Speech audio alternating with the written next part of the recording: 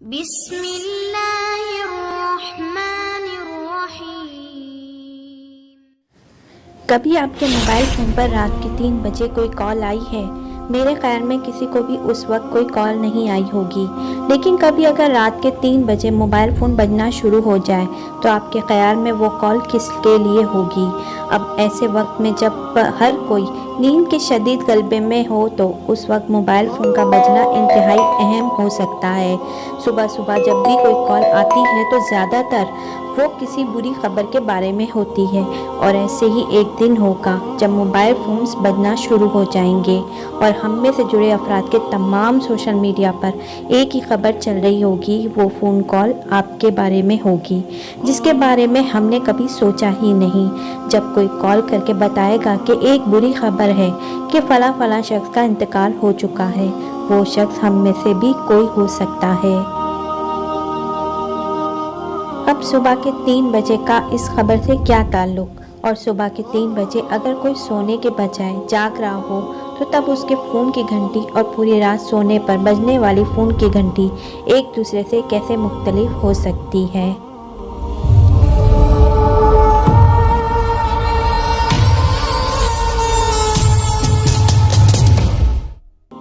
صبح کے 3 بجے کو مختلف مذاہب میں ایک خاص مقام حاصل ہے۔ جیسے عیسائی مذہب میں صبح کے 3 بجے کا وقت وہ وقت تھا جب حضرت عیسیٰ علیہ السلام کو نعوذ باللہ صلیب پر پھانسی دی گئی، جبکہ کئی مغربی ممالک میں اس وقت کو منحوس سمجھا جاتا ہے۔ عیسائی مذہب میں یہ تصور بھی ہے کہ صبح کے 3 بجے جاگنا ایک قسم حضرت عیسیٰ علیہ السلام کی موت کا مذاق اڑانا ہے، کیونکہ ان کے عقیدے کے مطابق ان کو اسی وقت صلیب پر پھانسی دی گئی تھی۔ اس لیے دنیا بھر میں تمام بدروحیں اور شیاطین اس وقت اکٹھی ہو کر جشن مناتی ہیں۔ لیکن اسلام جیسے پاک دین میں اس وقت کا ہر انسان کی زندگی میں ایک انتہائی اہم مقام ہے۔ یہ وہ وقت ہوتا ہے جب اللہ خود اب پہلے آسمان پر آ کر اپنے بندے سے پوچھتا ہے کہ جو مانگو وہ میں پورا کروں گا۔ اس وقت تہجد کا وقت ہوتا ہے، جس کی فضیلت اس سے زیادہ کیا ہو سکتی ہے کہ اللہ اس وقت پہلے آسمان پر آ جاتا ہے اور اللہ سے مانگنے والے کو وہ عطا کرتا ہے جو اس نے مانگا ہوتا ہے۔ امام شافعی رحمۃ اللہ علیہ نے کہا تھا کہ تہجد کے وقت دعا مانگنا ایسا ہے جیسے ایک تیر جو ہمیشہ اپنے نشانے پر لگے اور کبھی اس کا نشانہ خطا نہ ہو۔ تہجد کا وقت اپنی ماضی کی زندگی کا محاسبہ کرنے اور اپنے کیے ہوئے گناہوں پر ندامت کا بہترین وقت ہے۔ اس وقت انسان کی یادداشت کی صلاحیت یعنی ایبیلٹی ٹو ریکال اپنے عروج پر ہوتی ہے۔ 1990 کی دہائی میں امریکہ کے سائنس جریدے ہیں سائنٹیفک امریکن میں ایک ریسرچ چھپی تھی جو امریکہ کی یونیورسٹی آف پینسلوینیا اور اسرائیل کی ایک یونیورسٹی میں کی گئی تھی، جس میں انسانوں اور جانوروں کے دماغوں پر برقی الیکٹرانکس لگا کر نیند کے دوران ان کے دماغوں کا تجزیہ کیا گیا۔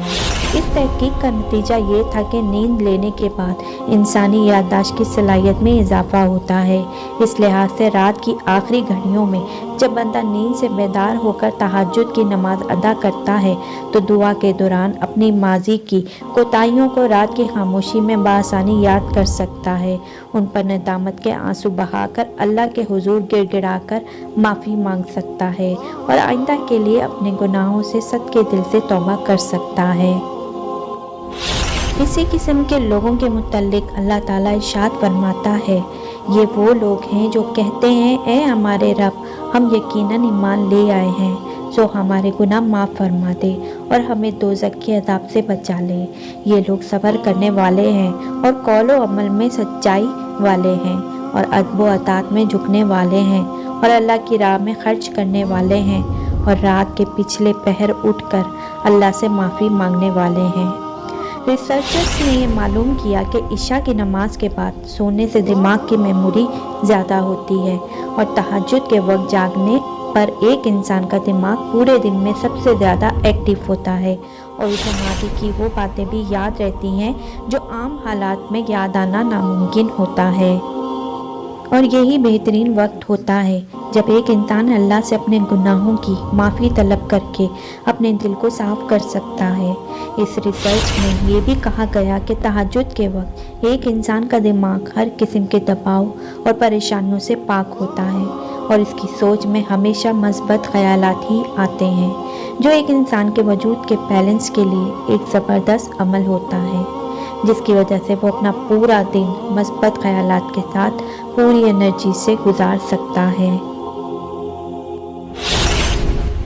حضرت سیدنا حسن بصری رحمۃ اللہ علیہ سے پوچھا گیا، تہجد گزار لوگوں کے چہرے دیگر لوگوں سے زیادہ خوبصورت کیوں ہوتے ہیں؟ تو آپ نے فرمایا، وہ اللہ پاک کے لیے تنہائی اختیار کرتے ہیں تو اللہ انہیں اپنے نور کا لباس پہنا دیتے ہیں۔ یہ وہ نور ہوتا ہے جو سائنس کے مطابق جو انسان اس خاص وقت کو جاگتا ہے تو اس کے دماغ کو پہنچنے والے خون میں بالکل تازہ آکسیجن ہوتی ہے، کیونکہ صبح کے اس وقت ماحول انتہائی صاف ہوتا ہے اور آکسیجن کی مقدار دن کے باقی حصے کے مقابلے میں کہیں صاف اور تازہ ہوتی ہے، اور جب ایسی تازہ آکسیجن دماغ کو حاصل ہوگی تو اس کا اثر ایک انسان کے جسم پر لازمی پڑے گا، جس سے اس کے چہرے کی تر و تازگی اور جسم میں چستی آئے گی۔ حضرت ابو ہریرہ رضی اللہ تعالیٰ عنہ سے روایت ہے کہ نبی کریم صلی اللہ علیہ وآلہ وسلم نے فرمایا، جب رات کا دھائی حصہ باقی رہ جاتا ہے تو اللہ آسمانی دنیا پر اترتا ہے اور فرماتا ہے کہ کوئی میرے حضور دعا کرنے والا ہے کہ میں اس کی دعا قبول کروں، ہے کوئی سوال کرنے والا کہ میں اس کا سوال پورا کروں،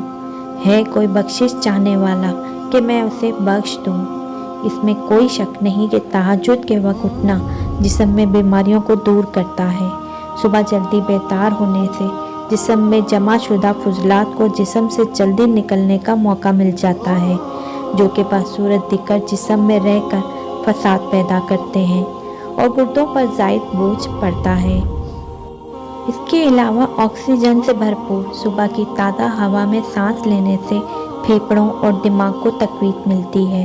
امریکہ کے ڈاکٹر ڈینیئل کریگ اور ان کے معاون سائنسدانوں نے امریکن کینسر سوسائٹی کی 6 سالہ تحقیق میں 1 ملین سے زیادہ امریکیوں کے سونے کے معمول اور صحت کے بارے میں سائنسی سروے کیا۔ اس تحقیق کے مطابق جو لوگ روزانہ 8 گھنٹے سے زیادہ سوتے ہیں تو ان کی شرعی اموات ان لوگوں کے مقابلے میں جو روزانہ 8 گھنٹے یا اس سے کم سوتے ہیں 3 گنا زیادہ ہوتی ہیں۔ تہجد کی نماز ایک بہت ہی قیمتی اور افضل نماز ہے، بلکہ فرائض کے بعد اس سے زیادہ بہتر کوئی نماز نہیں، اس لیے کہ رات کے اندھیرے میں جب لوگ سو رہے ہوتے ہیں اور غفلت کا ماحول ہوتا ہے اور نفس بھی کسی طرح بستر چھوڑنے پر راضی نہیں ہوتا، ایسے میں جب کوئی شخص اپنی نیند اور آرام اور راحت کو چھوڑ کر اللہ کے حضور کھڑا ہوتا ہے تو یہ بندے کی جانب سے بہت بڑی قربانی ہوتی ہے، اور جب قربانی بڑی ہو تو رب کی مہربانی بھی بڑی ہوتی ہے۔ اس لیے حدیث طیبہ کے مطابق یہ نماز بندے کے لیے اللہ پاک کے سب سے زیادہ قرب کا باعث بنتی ہے۔ اللہ ہمیں نماز تہجد کی پابندی نصیب فرمائے، آمین۔ ویڈیو کے آخر میں ایک بار درود شریف پڑھنا مت بھولیے گا۔ ملتے ہیں ایک اور ویڈیو میں، تب تک کے لیے اللہ حافظ۔